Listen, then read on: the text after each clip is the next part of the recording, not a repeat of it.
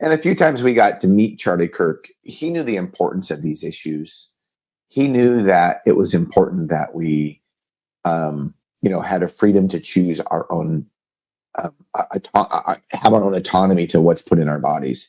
He understood that, and he stood for that. That's just one of the things that I appreciated about him, is he just spoke truth about that. He also understood that, the importance of the lifestyle that we lead when it comes to accessing healthcare.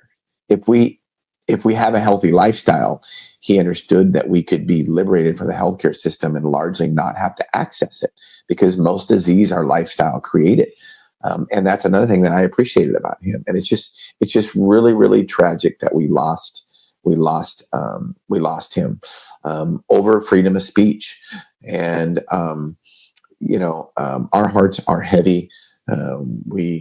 It's really hard for me to react to it. I can't believe it happened. He was 31 years old, has a beautiful wife, 2 young kids, and he was speaking to our youth in college who are going to be the future leaders of this country. And he was making a big impact. He's impacted millions of lives. He started doing this when he was 18, and he realized that college wasn't for him, and maybe not for a lot of people. And he wrote a book on it. It's called The College Scam. And it's a great book. I have a copy of it. It's a great book. It's a quick read. And he just talks about how, college is largely not a place for freedom of speech anymore. It's an indoctrination center to get you to believe things that the government, because remember, most colleges are government funded, federal government funded, or state government, to get things that they want you to believe. And just look back 5 years when it comes to medicine. Look what happened during COVID, and look at how the federal and the state government tried to control people. And it starts in college, and that's what Charlie Kirk was speaking, where he was largely speaking at, was debating with college students and speaking at colleges. So this is just incredibly tragic, and I want to make sure that this movement doesn't stop.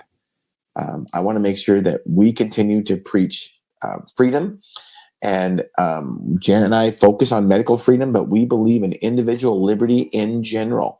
And I believe whether you're left or right, you have the right to say anything you want. And that's okay. That's why we live in this country.